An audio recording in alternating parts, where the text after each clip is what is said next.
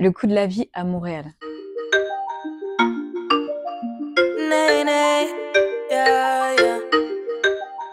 On rentre tout de suite dans le vif du sujet, le Canada, c'est cher. Maintenant, je mets des nuances. J'entends beaucoup Montréal, c'est cher, blablabla, blablabli, blablablou. Si vous habitiez à Paris en France, avant Montréal, c'est pas si cher que ça. En tout cas, c'est cher pour l'alimentation, mais c'est tout. Comparé à Paris, Montréal, c'est pas si cher que ça. Maintenant, si vous habitez dans une autre ville en France, comprends pourquoi vous trouvez Montréal cher. Dans cette vidéo, je vais vous parler budget, déjà. Quel budget avoir si vous habitez vivre à Montréal. Aussi, les dépenses, combien ça va vous coûter, ça dépend de vos charges. Sur plein d'aspects, en fait, Montréal, c'est le même prix que Paris, voire moins cher pour certains trucs, sauf l'alimentation. La nourriture, ça coûte cher. En tout cas, sur plein d'aspects, c'est moins cher, comme pour l'essence. Mais je vais vous donner tous les détails dans cette vidéo. Je vais vous donner les prix des logements, des transports, des loisirs, du budget à avoir à Montréal, en fait, pour vivre. Et évidemment, je vais vous donner des astuces de rat, des bons plans, mais surtout des astuces de rat. Bon, comme je suis sagittaire, déjà, to-do list. Donc, de vos dépenses, va falloir compter le logement, l'assurance habitation. Ensuite, dans les charges supplémentaires, il va y avoir le chauffage, l'électricité. Vous allez avoir aussi la téléphonie, Internet. Vous pouvez choisir, bien sûr, pour le téléphone, de garder votre forfait en France. Je vais vous expliquer après. Il y aura aussi, du coup, l'abonnement télé. Si vous en prenez un, dans les transports, il va falloir inclure aussi le prix STM. C'est pour les métros et les bus. Ou alors, abonnement vélo. On va parler aussi des courses, de la santé et des activités et des loisirs, évidemment. Déjà, sans grand suspense, je vais vous donner le budget à avoir. Pour une personne vivant seule, une personne du coup qui a un bon train de vie, qui a l'habitude d'aller au restaurant, de sortir dehors, le budget il sera entre 2000 et 2500 dollars canadiens. Je précise bien dollars canadiens parce que l'euro vaut plus que le dollar canadien. Si vous arrivez avec vos euros, c'est super. Faites la conversion. Maintenant, ça c'est vraiment, je dis par personne, si vous prenez un logement seul, vous allez dehors, vous sortez, vous mangez au resto, enfin, vous vous privez pas. Le budget maintenant, il peut être réduit si vous êtes plusieurs. Là, par exemple, si vous arrivez en famille, si vous êtes en couple, là ce sera pas le même budget. Si vous vivez en colocation aussi, ce sera moins cher. Justement, en parlant de colocation, on va commencer par le logement. Je vais vous mettre des liens d'articles et de toute façon, je mettrai aussi des captures comme d'habitude d'écran et tous les liens en fait des sources que je cite. Je vous mettrai un lien d'article en fait avec les prix moyens des différents quartiers en fait de Montréal, selon si vous allez prendre une chambre à 4 chambres. Comme ça vous donnera une idée au niveau des prix si vous vous installez. Je vous mets aussi le lien d'un article qui a répertorié en fait les loyers les moins chers de Montréal au plus cher. Donc le moins cher apparemment ce serait Montréal Nord et le plus cher, sans grande surprise, c'est le centre-ville de Montréal. Et évidemment, je vous mets la carte de Montréal parce que si vous connaissez pas Montréal et que vous savez pas où se situent les différents quartiers que vous allez voir, du coup, je vous mets la carte comme ça sera plus pratique. Montréal, en moyenne, ça va vous coûter 1600 dollars canadiens pour un logement une chambre. Ça peut varier en fait entre 1200 et 2000 dollars pour un logement. Du coup, quand je dis logement une chambre, c'est un 3,5. Du coup, ça correspondrait à un T2 en France. Donc, prévoyez de payer plus cher pour le centre-ville. Pour les colocations, il faudra compter entre 500 et 900 dollars, voire 450 dollars parfois, si vous êtes vraiment beaucoup. Enfin, ça dépend aussi de où c'est situé. Pour les résidences étudiantes, ça va être environ 450 dollars pour un mois et par trimestre, ce sera entre 3400 et 3600 dollars.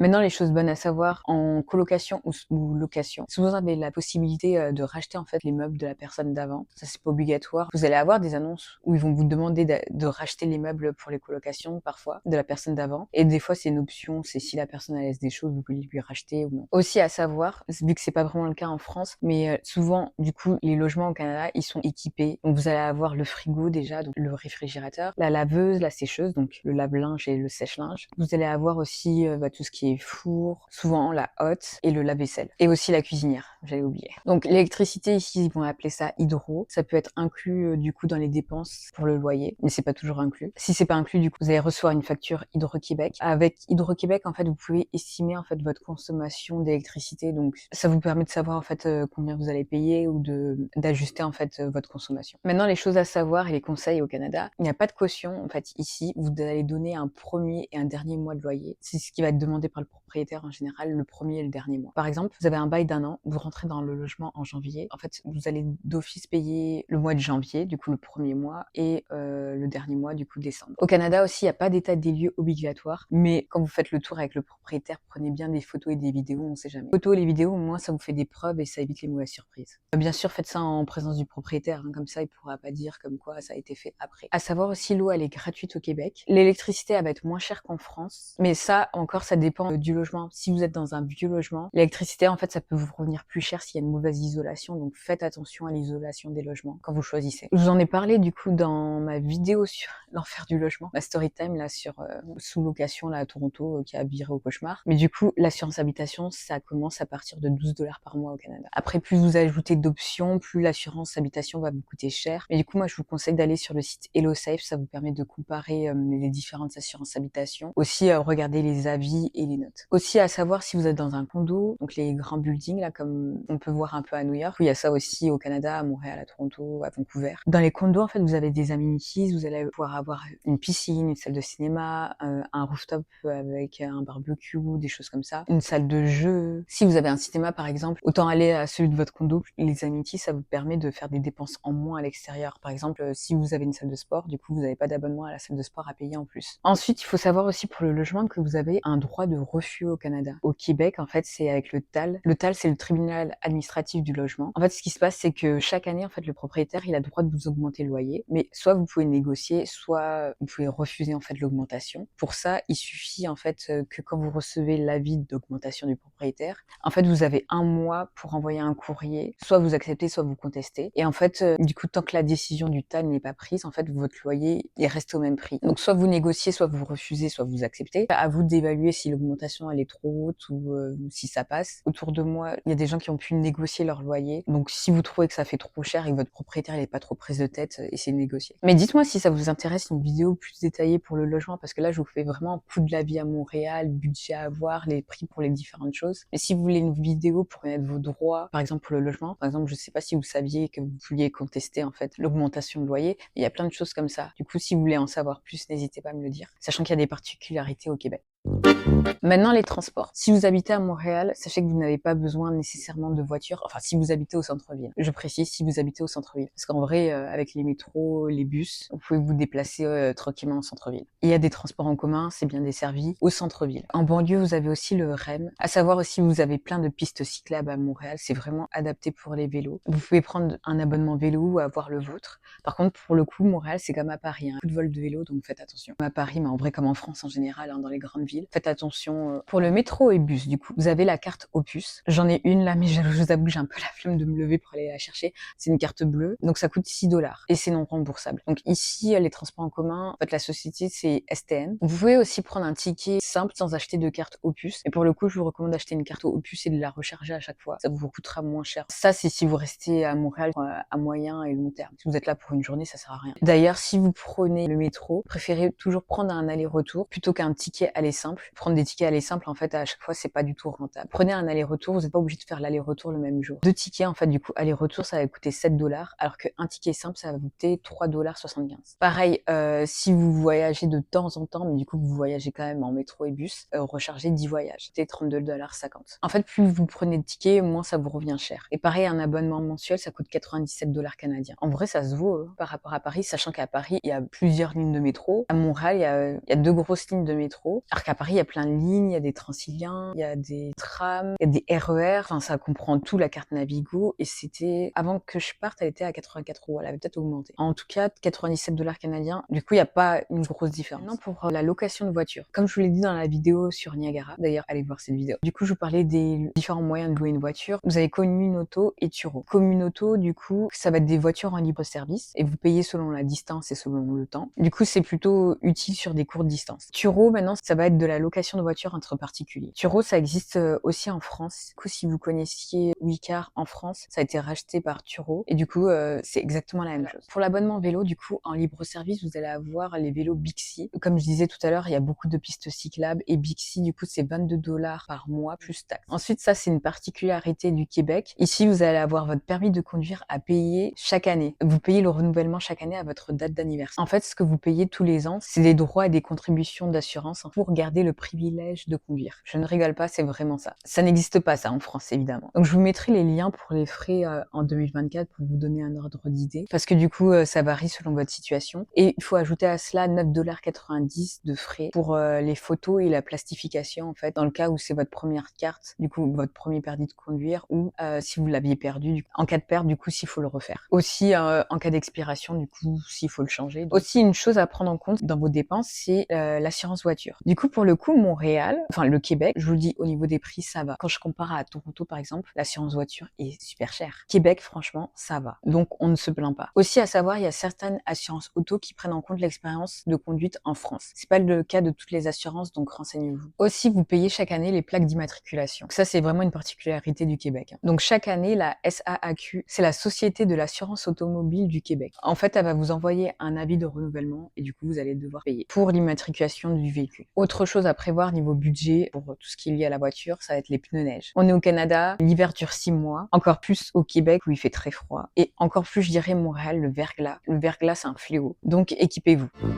Alors pour l'alimentation, comme je le disais en intro, ça coûte cher. Tout ce qui est viennoiserie, pâtisserie, là, profitez quand vous êtes en France. Enfin bref, j'ai plein d'exemples comme ça. Les Kinder Bueno aussi, ça coûte cher. Enfin bref. Alors il y a des supermarchés qui vont exister qu'au Québec et que vous n'allez pas retrouver hors Québec. Je pense par exemple à IGA, vous allez en voir à Montréal, mais par exemple en Ontario, vous en verrez pas. Vous allez avoir Provigo, dans les supermarchés, vous allez avoir Metro aussi, Walmart partout au Canada. Au Québec aussi, vous avez Maxi. Au Canada, vous allez avoir Dollarama. Alors contrairement à son nom, les produits ne coûtent pas $1. Dollarama, c'est un peu le Jiffy du Canada. Jiffy parce que en termes de qualité, c'est la même chose. Sauf qu'à Dollarama, il y a aussi de la nourriture ici. C'est un peu un fourre-tout, quoi. En dehors des supermarchés, vous allez aussi avoir des épiceries de quartier, donc des dépanneurs. Comme en France, vous avez les marchés, marché Jean Talon, marché Bon Secours, le marché Maisonneuve, le marché de la Chine. Je vais pas vous faire la liste de tous les marchés, mais il y a énormément de marchés où vous allez pouvoir trouver, comme en France, les courses de base. Ensuite, je pense que ça, vous êtes au courant, mais il y a eu l'inflation au Canada. Ça explique pourquoi l'alimentation est aussi chère. Aussi, au niveau des taxes, vous allez être taxé à 15%. Alors, plus précisément, c'est 14,975%. Pour comparer, par exemple, l'Ontario, c'est 13%. Donc, sur des grosses sommes, si vous avez la possibilité d'acheter en Ontario plutôt qu'au Québec, bah, il faut aller en Ontario. Mine de rien, ça joue sur les grosses sommes. Du coup, vous avez les taxes sur les produits transformés, mais pour les aliments de première nécessité, du coup, les aliments de base, vous n'allez pas avoir de taxes. Mais même pour ça, je vous mettrai un lien, en fait, où vous allez pouvoir voir les produits qui ne sont pas taxés, ce sera plus clair. Aussi, au niveau de l'alimentation, vous allez dans un restaurant où il y a un service, donc un vrai service qui est fait, vous allez devoir payer un pourboire. Là, c'est obligatoire. Dans le reste des cas, ce n'est pas obligatoire. Vous allez au McDo, vous prenez un truc à emporter, et sachez que vous n'avez pas à donner de pourboire. Ce n'est pas obligatoire. Si vous voulez donner un pourboire, vous vous en donnez un, mais c'est pas du tout obligatoire. En revanche, si vous allez dans un restaurant où il y a un service, il va y avoir un minimum de 15% à donner, voire 18% pour certains restaurants. Toujours au niveau de la restauration, il y a une formule qui s'appelle apportez votre vin. Ça a été inventé par des Français, bien évidemment. Ça consiste à aller au SAQ. Du coup, SAQ, c'est l'équivalent du LCBO, mais au Québec. SAQ, d'ailleurs, ça veut dire Service des alcools du Québec. Donc, en fait, la formule apportez votre vin, ça consiste à, du coup, aller acheter une bouteille au SAQ. Et après, vous allez au restaurant et vous amenez, du coup, votre bouteille. Du coup, que vous allez payer, bien sûr, moins cher au SAQ que directement dans le restaurant. Même pour moi qui fais des astuces de rat, je trouve ça fait vraiment rat d'aller acheter sa bouteille au SAQ et de l'amener au restaurant. Dit la personne qui fait des jingles astuces de rat. D'ailleurs, niveau budget pour un restaurant pour 2 personnes, comptez environ $100, taxes et tips inclus. Après, le prix, il est variable, évidemment, selon le restaurant où vous allez manger. Au niveau des applications, pour l'alimentation, vous allez avoir Too Good To Go. Ça, je sais que ça existe en France. Vous avez aussi Food Hero. Food Hero, c'est une application, en fait, qui met en contact les consommateurs et les marchands. Les marchands, du coup, qui se débarrassent de leur surplus. Donc, ça permet d'éviter le gaspillage. Et Too Good To Go, c'est exactement le même principe. Donc, c'est bien, c'est anti-gaspillage. Ça évite que les choses finissent à la poubelle. En plus, vous payez beaucoup moins cher, en fait. Pour le coup, Too Good To Go, je l'ai déjà fait à Montréal dans des cafés. Pour vivre entre Toronto et Montréal, je peux comparer, mais je trouve qu'il n'y a pas beaucoup de Too Good To Go, en fait, qui sont proposés à Montréal. Je trouve qu'il n'y a pas beaucoup de choix, en fait,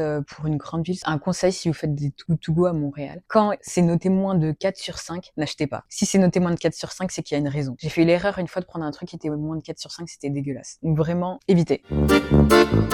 Maintenant, on passe à la santé. Ici, en fait, leur pharmacie, alors avec des gros guillemets parce que ça n'a rien à voir avec les pharmacies qu'on a en France, mais du coup, ici, les pharmacies, ça va être Jean Coutu ou Pharmaprix. Pharmaprix, du coup, qui est l'équivalent côté anglophone de Shoppers. C'est exactement la même chose, c'est juste que ça s'appelle Pharmaprix au Québec. Et Jean Coutu, du coup, c'est typiquement québécois, vous allez avoir ça au Québec. Pour comparer avec l'Europe, du coup, Coutu, Pharmaprix, si vous êtes déjà allé en Angleterre, ça ressemble un peu à Boots, parce que du coup, vous allez avoir les produits bien-être, beauté. En même temps, vous allez avoir aussi de l'alimentation. Vous allez aussi avoir une partie médicaments. Pour la carte de santé, du coup, moi, pour le coup, je suis arrivée en RP et j'avais un travail. Donc, j'ai eu le droit à la carte de santé. Pour le coup, je suis arrivée à Toronto. J'ai la carte de santé Ontario. Mais du coup, sachez que, comme en France, en fait, du coup, au Québec, il y a la RAMQ. C'est la Régie de l'assurance maladie du Québec. Ce serait l'équivalent de la sécurité sociale, en fait, en France. Donc, la RAMQ, en fait, elle est réservée aux citoyens canadiens, aux résidents permanents, aux détenteurs de permis de travail valides pour plus de 6 mois. Du coup, ça marche pour les jeunes professionnels, pour les permis fermés, pour les permis ouverts qui sont rattachés à un permis permis fermé aussi ça fonctionne. Par contre, pour les permis ouverts simples, par exemple moi le PVT, ça marche pas. Si votre PVT il est pas rattaché à un permis fermé, du coup vous n'avez pas droit à la RAMQ. C'est pour ça aussi qu'il y a une assurance PVT. Du coup le site de la RAMQ en fait il ressemble vraiment beaucoup au site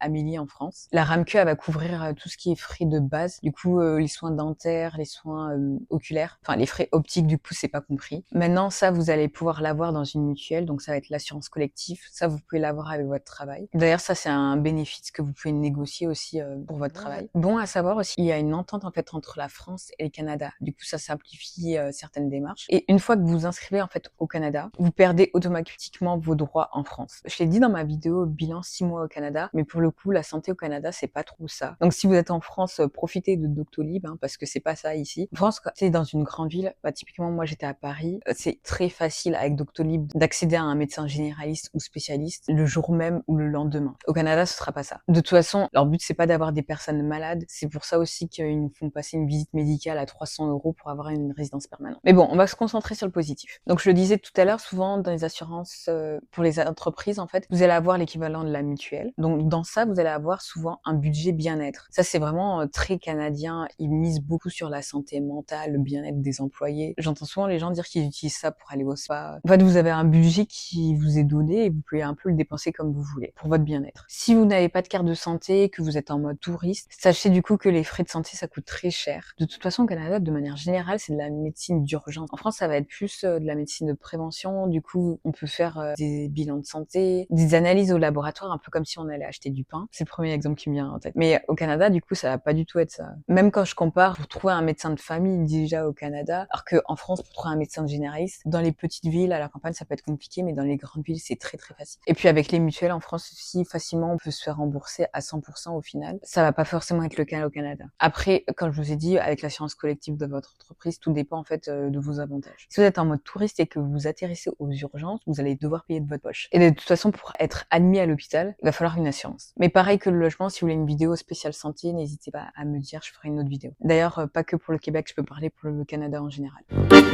Maintenant, pour les loisirs. Si vous n'êtes pas au courant, sachez que je poste des articles quoi faire sur mon blog. Je poste des articles quoi faire à Montréal, quoi faire à Ottawa, Gatineau, quoi faire à Toronto tous les mois sur mon blog. Du coup, une liste d'activités, des événements, des festivals, des concerts, des showcases, des matchs de sport, que ce soit football, baseball, hockey, boxe, bref, tout. Je poste des articles du coup pour toutes ces villes-là tous les mois sur mon blog. Donc si vous n'avez pas d'idées, si vous cherchez des choses à faire, n'hésitez pas à aller voir. Il y a beaucoup d'activités gratuites et payantes, notamment l'été. De toute façon, ce pays vit l'été. Et encore au Québec, il y a pas mal d'activités l'hiver. Du coup, Montréal, ça vit quand même en hiver, mais c'est juste qu'il fait très très froid et du coup, t'as pas envie de sortir. Il y a des festivals pour tout, pour la nourriture, pour la musique, pour la danse, festival de cinéma, il y a vraiment de tout. Vous ne pouvez pas vous ennuyer. Il y a même des festivals qui réunissent tout en même temps. Pour vous donner des exemples, il y a Juste pour rire à Montréal. Là, en août, il va y avoir le festival Oshéga, je sais jamais comment ça se prononce, avec plein d'artistes internationaux. Au mois de mai, là, il y a eu le festival de reggaeton, Fuego, il y avait Maluma, il y avait Rauw Alejandro. Pareil, l'été, il y a le festival international des Nuits d'Afrique. Il y a le Poutine Fest, si vous voulez manger de la poutine toute la journée. Et l'hiver, il y a le festival Montréal en lumière. Il y a l'Igloo Fest aussi, où j'étais. Les gros artistes, gros DJ, il y avait Diplo, par exemple. Plein à savoir aussi. Pour le coup, je vis entre Toronto et Montréal, donc pour le coup, j'en profite. Mais sachez que si un artiste se produit à la fois à Toronto et à Montréal, le billet est tout le temps moins cher à Montréal. Donc si vous avez le choix, allez au concert de Montréal, ce serait moins cher. Par exemple, en février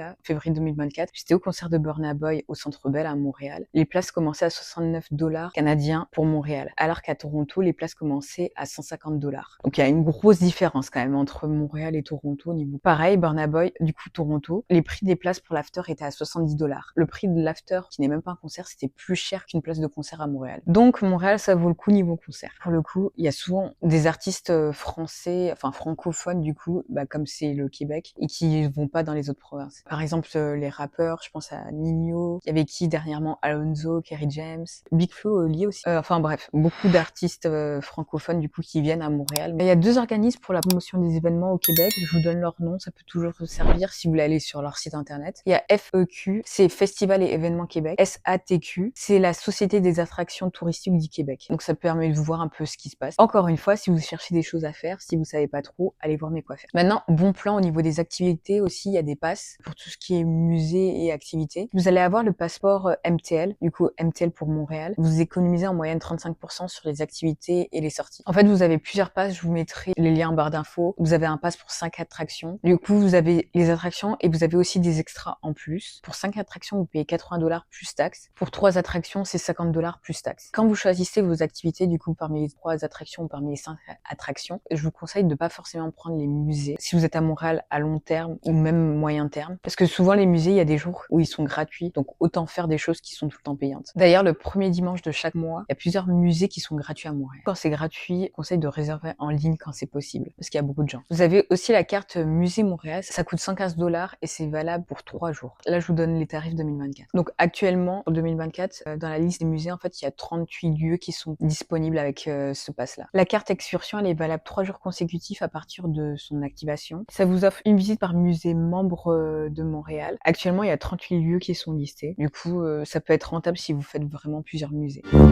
Pour les voyages maintenant, pour tous les pays qui sont à côté, en France, les billets coûteraient hyper cher. Là, pour tout ce qui est à côté, Amérique latine, États-Unis, les îles aussi, les Caraïbes, ça va être beaucoup moins cher ici. Profitez des prix bas, par exemple pour aller en République dominicaine, aux Bahamas, au Mexique, à Cuba. De toute façon, Amérique du Nord, Caraïbes, Amérique latine, vous pouvez avoir des prix bas en fait, surtout en hiver. Et il y a des offres aussi last minute. Depuis Montréal, vous pouvez avoir un aller-retour à Miami pour moins de 200$ en avion. Et New York aussi, vous pouvez payer moins de 100$ en bus. Il faut savoir aussi, je vous parlais de voyage à l'international, mais ça coûte plus cher de voyager à l'intérieur du Canada que d'aller à l'extérieur. Vous pouvez payer plus cher, par exemple, pour aller à Vancouver que pour New York, par exemple. Ça n'a aucun sens. Par exemple, si je compare le train en France et le train au Canada, ça n'a rien à voir. D'ailleurs, on parle de train, la compagnie ici, c'est Via Rail. Je vous donne une astuce de rat, là. Enfin une astuce pour économiser.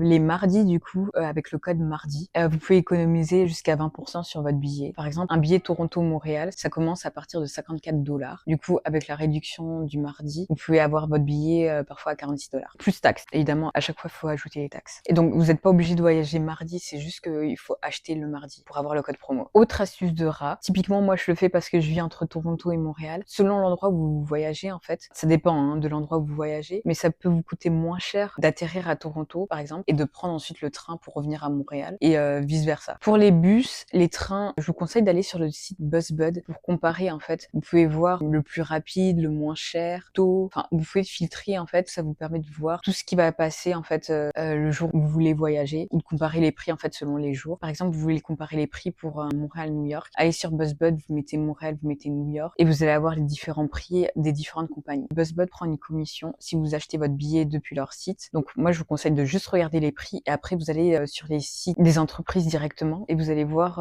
même des fois les prix sont même moins chers sur les sites directement. Par exemple Flexbus, ça va être moins cher directement sur le site, mais c'est juste pour vous donner un ordre d'idée pour voir en fait les bus, les trains qui passent ce jour-là. Allez sur BuzzBud. J'ai donné l'exemple de New York à l'extérieur, mais ça marche aussi si vous faites Montréal-Ottawa par exemple. Vous pouvez comparer les différents prix entre les différentes compagnies de bus et le train. Quand je dis les différentes compagnies de bus, du coup ça va être les autobus MAE, Orléans Express, Flexbus, Megabus, bref, toutes les compagnies, vous allez les avoir. Autre bon plan pour les autobus MAE, si vous achetez en fait plusieurs tickets d'un coup pour une destination, par exemple si vous savez que vous faites souvent des allers-retours dans une ville, je sais pas moi, Montréal, Québec, vous pouvez payer d'avance 5 ou 10 trips et ça vous coûtera en fait moins cher que de payer pour un voyage à chaque fois. À chaque fois que vous payez un voyage, vous ajoutez les taxes. Là, vous payez directement 5 ou 10 trips, vous avez une réduction aussi, ça vous évite de payer les taxes à chaque fois. Donc vous économisez. Tout à l'heure, je disais Toronto, Montréal, à partir de 54$ pour le train Via Rail. Pour vous donner un ordre d'idée, Toronto-Montréal, c'est environ 5 heures de trajet en train. Ça va vous sembler énorme, mais il n'y a pas les TGV comme en France,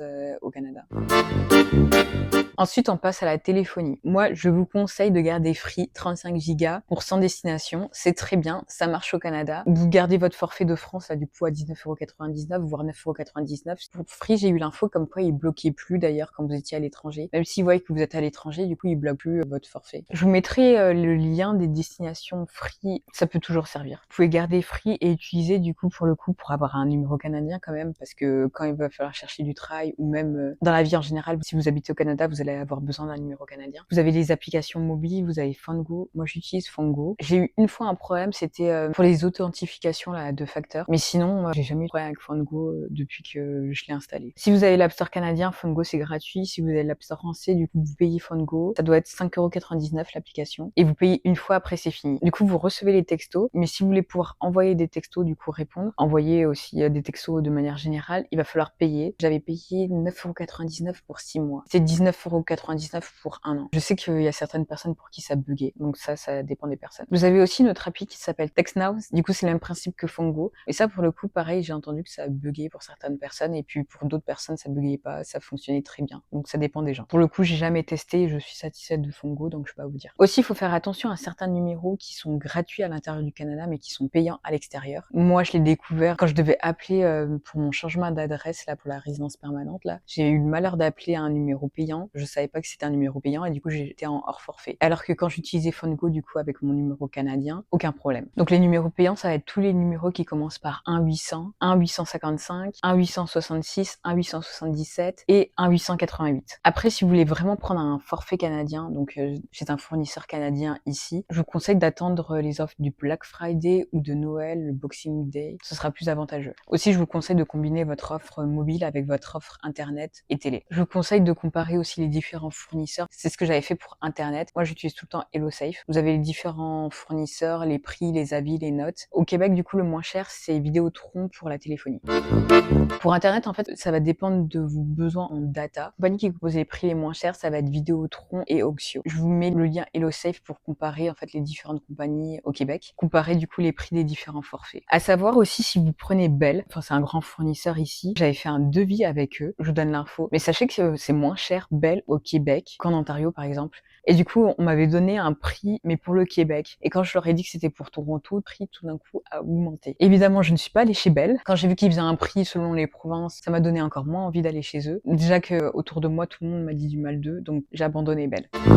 Pour les banques, j'avais fait un article l'été dernier et je vais l'actualiser. Il y a énormément de banques qui proposent du coup pas de frais bancaires pour les nouveaux arrivants, soit juste la première année, soit peut aller même jusqu'à 3 ans sans frais pour les nouveaux arrivants. Je vous remettrai l'article en fait où j'ai comparé toutes les banques, j'ai comparé les frais, je vous donnais des avis aussi, les points négatifs et positifs. D'ailleurs, en étant là depuis un an maintenant, j'ai beaucoup de choses à dire sur les banques, je pourrais en profiter d'ailleurs, et surtout sur les banquiers. Pas contente du tout moi. Je pourrais vous dire ce que j'en pense. Au début de la vidéo, je vous disais quel budget avoir pour une personne qui vit dans un logement seul, qui ne se prive pas, qui va au restaurant, enfin qui sort souvent plutôt. Le budget, si vous venez vivre à Montréal, ça c'est un conseil général, mais je vous conseille d'avoir de quoi vivre pendant 6 mois au moins. Parce que si vous venez en fait sans travail, dites-vous que vous n'aurez pas forcément un travail de suite. Donc 6 mois, voire même un an, parce qu'on ne sait jamais ce qui peut vous arriver. Pareil pour les logements, au Canada, c'est un peu la course. Je parle pas des colocations, hein, mais c'est vraiment si vous voulez votre logement à vous. Souvent, vous allez devoir donner des mois d'avance. Ça dépend ça, à quelle période vous arrivez. À Montréal, tout le monde déménage le 1er juillet. Si vous avez un appartement coup de cœur, vous voulez un appartement en centre-ville, dites-vous que vous allez devoir donner des mois de loyer d'avance. Alors, c'est pas très légal de faire ça, mais sachez que la plupart ils le font. En tout cas, pour les appartements centre-ville, sachez que c'est une pratique totalement courante. J'espère que du coup, ça vous a donné un ordre d'idée pour la vie à Montréal. N'hésitez pas à me donner votre retour du coup. En tout cas, si vous avez aimé cette vidéo, n'hésitez pas à liker et n'hésitez pas à vous abonner parce qu'il y a plein d'autres vidéos qui arrivent. Sur Instagram, je mets des bons plans aussi pour les concerts que je mets pas du coup sur le blog. Des places moins chères, des promos. Pareil, je mets des bons plans aussi sur Instagram pour les billets d'avion. Par exemple, si vous rentrez en France ou pour les autres destinations aussi pour les voyages, je mets des codes promo. N'hésitez pas à me suivre sur Instagram. On se retrouve tout de suite sur Instagram ou à la prochaine vidéo.